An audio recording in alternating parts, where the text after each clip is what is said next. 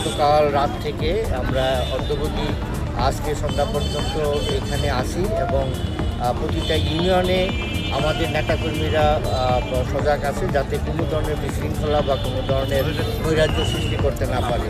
অপরদিকে যে মাদকের যে ছড়াছড়ি, সেই মাদকে আমরা পূর্বয়া থানা যারা আমরা বিএনপি এবং অঙ্গ সংগঠন আমরা জিরো টলারেন্স, আমরা মাদকের বিরুদ্ধে সবসময়, এবং আমাদের আজকের যে মিছিল হবে সেটাও মাদকের এগেনস্টে আমরা সেইখানে আমরা কথা বলব।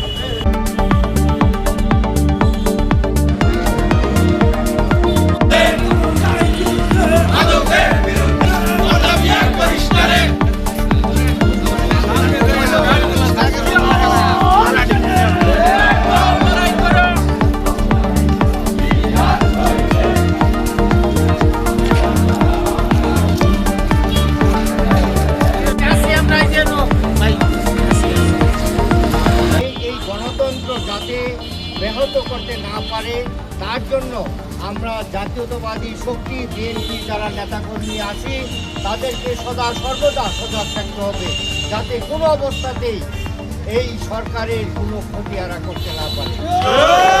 পরিশেষে একটা কথা বলতে চাই, আপনারা বিভিন্ন ইউনিয়ন থেকে এসেছেন, মাদক আমাদের জেনারেশনকে শেষ করে দিচ্ছে। এটা কোনো অবস্থাতেই মাদককে আর সহ্য করা হবে না। যেখানে মাদক আছে সেখানেই প্রশাসনের প্রতি অনুরোধ থাকবে তারা যেন হস্তক্ষেপ করে, এবং আপনারা যদি জানেন যে এখানে মাদক বেচা বিক্রি হচ্ছে, এখানে মাদক সেবন হচ্ছে, আপনারা সাথে সাথে প্রশাসনকে জানাবেন।